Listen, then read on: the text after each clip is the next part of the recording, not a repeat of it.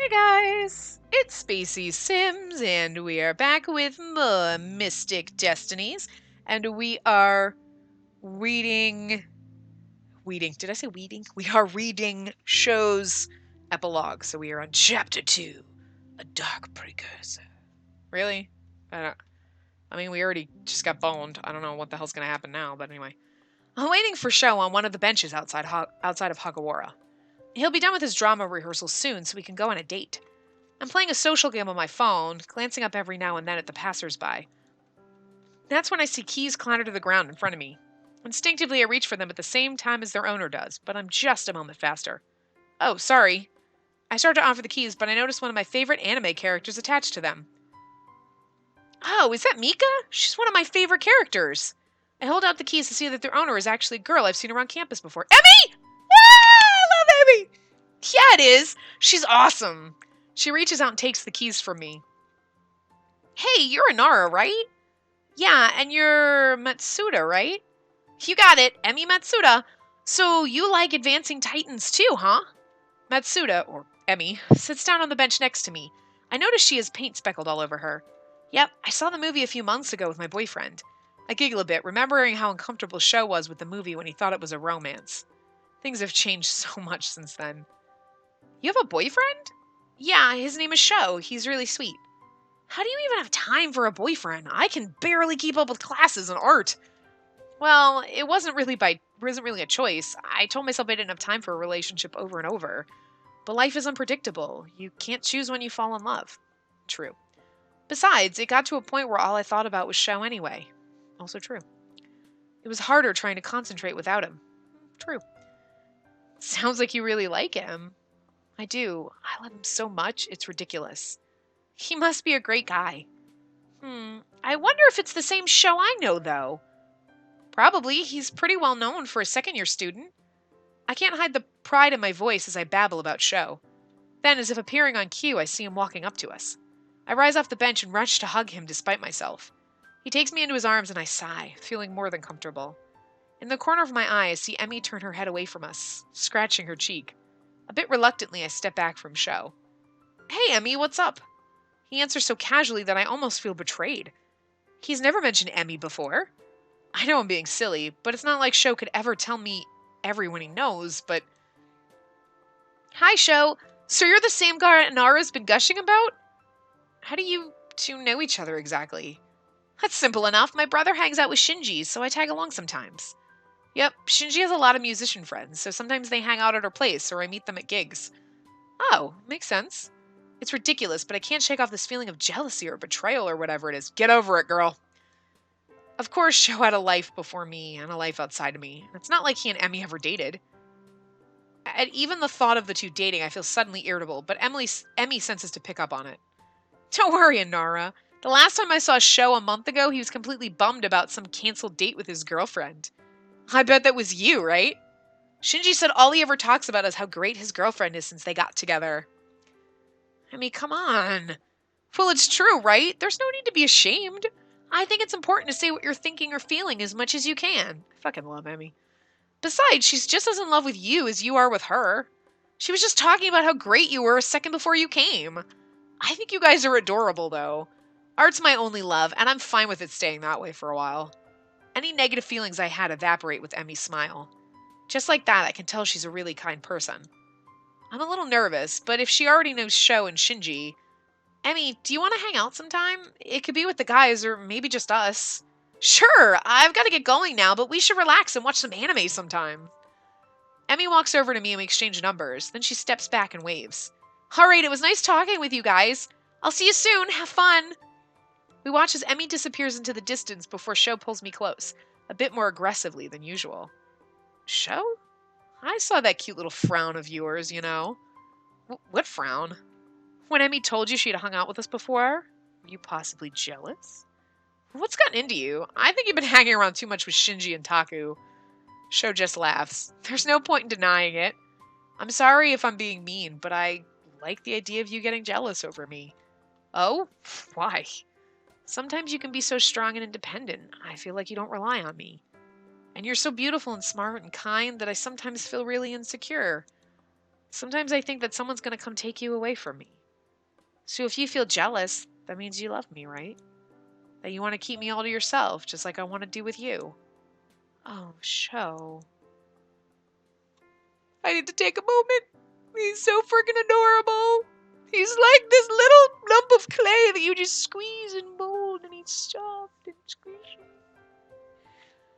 But fluffy, too. So he's like a moldy ball of clay. Because it's fluffy.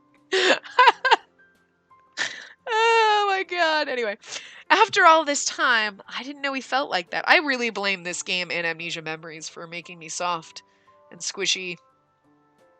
I really do. I was a cold-hearted bitch and I liked it. Now I'm all soft and squishy and shit. Not sure what else to do. I ignore all the students passing us by and turn my head to give him a peck on the lips. Yeah, peck on the lips, uh-huh.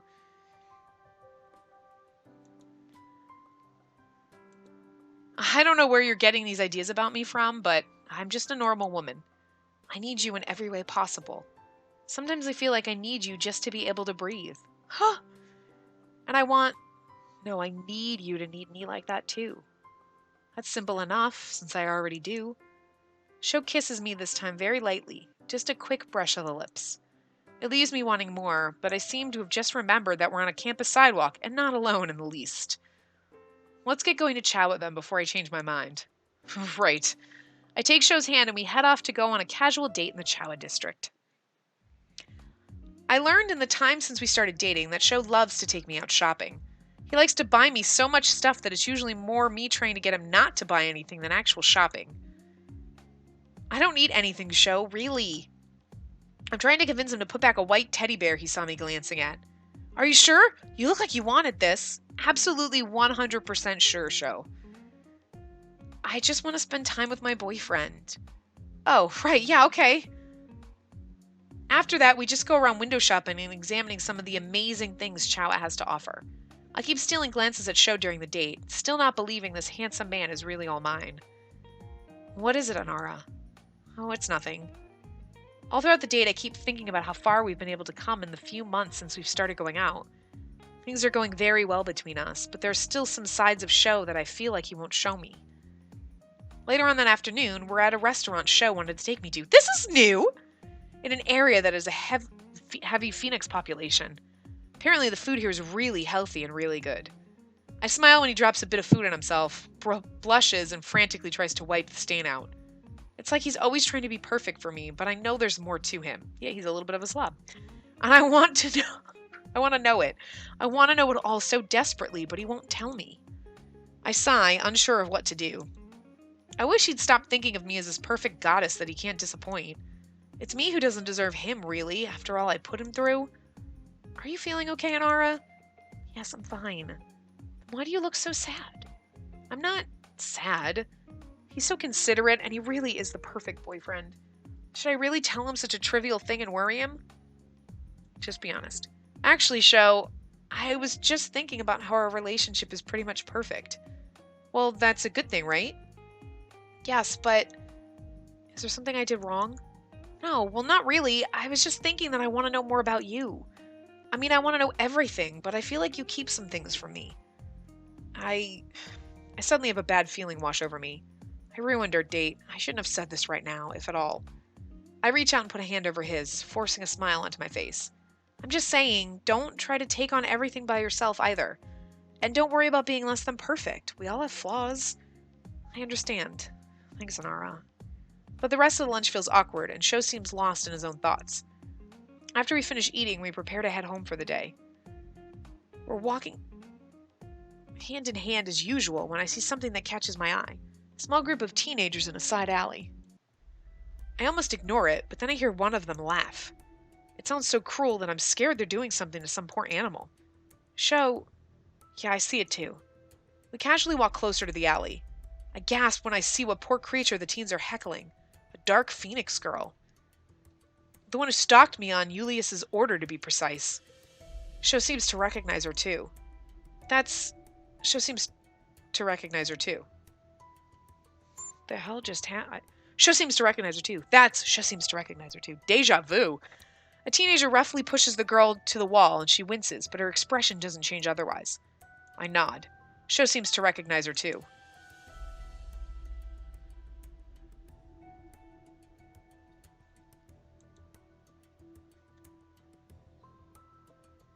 Sho seems to recognize her too. Sho seems to recognize her too. Sho seems to recognize her too. How many times is that in here? That's serious editing fail. I'm sorry. I love this game, but holy crap, sometimes that's just... Anyway. Yes, it is, but we can't just leave her like this, even still. You're right, but can you let me handle this, please? I shake my head. We're in this together. We're partners, remember? The moment I say this, Sho looks strangely sad. Yeah. But the emotion passes from his face faster than I can figure out what it means. Sho and I stop directly in front of the group, and he calls out to them in a firm voice. Hey, what are you guys doing? The Dark Phoenix girl simply looks at us while the 3 teens, 2 boys and 1 girl, turn toward us. The largest boy is the one who speaks. Like it's your fucking business. His attitude strikes a nerve in me. I see that he's gripping the very tiny Dark Phoenix girl by her shoulder, and I feel disgusted. Yeah, because I'm making it our business. Do you have a problem with that? Or are you too scared to pick on someone your own size? Inara. Sho says my name in an unusually low voice. I can hear the warning in it, but I'm too annoyed to listen. Are you seriously trying to play the hero here? Why the hell do you care about some Dark Phoenix trash?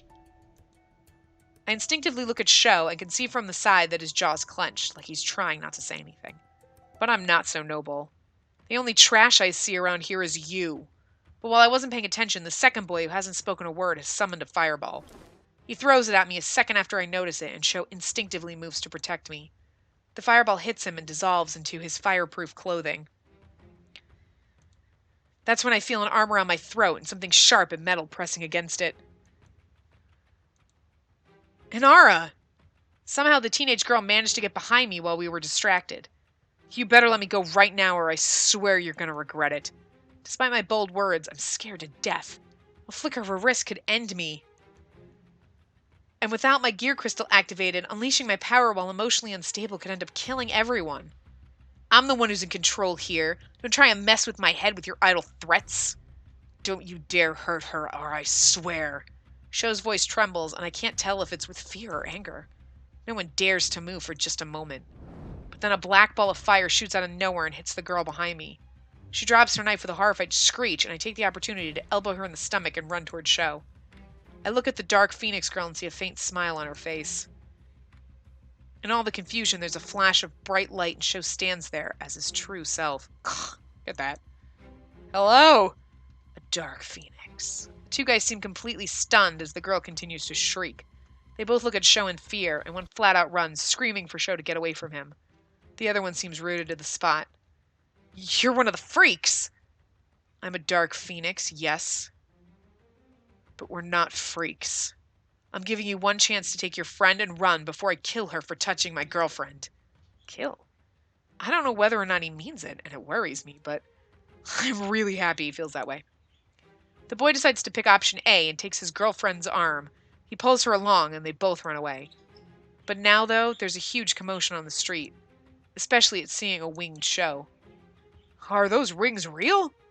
I think they are. I think he's one of those Dark Phoenixes. You mean one of those corrupted things? Oh, stars, I gotta get out of here. What are you talking about? We have to kill it. The stars would want us to cleanse it before it corrupts anyone else. I think I saw the girl in that jacket throw some kind of black fire, too. Growing crowd's chatter becomes an angry buzz. I look at Sho, grabbing my gear crystal. Could I really stop all these people from hurting him? I'll distract them. You fly. With the same speed that I had trouble keeping up with months ago, the Dark Phoenix girl starts running directly into the crowd. Sho sweeps me up in his arms, carrying me before I can process what's going on. Hang on. Sho leaps into the air as he uses his wings to give him a boost straight up while the crowd's distracted. Feeling nothing under my feet, I cling to him tightly. He flaps his wing furiously, trying to gain altitude in the cramped alley. While holding me, going straight up is nearly impossible. As Sho struggles, I come to a decision. Let me go. I'll be fine. Not an option. You don't know what they'd do to you just for being with us. I frantically think about what I can do to help Sho, and one thing comes to mind. Closing my eyes, I focus on an image in my mind of a bubble beneath us, rising up, pushing us up quickly. It's just a modification of my normal shield spell, but it gives Sho the boost he needs to take off. As soon as I feel complete weightlessness, I open my eyes to see us flying above the buildings. I see the crowd below pointing and screaming at us, and I close my eyes again. Poor Sho. I knew what Julius had said, but I had no idea things were really this bad. Soon I realized Sho isn't flying us home, but towards something. Where are we going, Sho? Somewhere safe. I have this feeling that we might see the girl we helped there, too. We can talk there, too, so just hold on until we get there. Could he mean the Celestial Garden? Oh, the end. Okay, so yeah, I'm going to wrap this part up here, and when we come back, we'll read the last chapter. So I will see you guys next time. Remember to give the video a big thumbs up and subscribe to see more.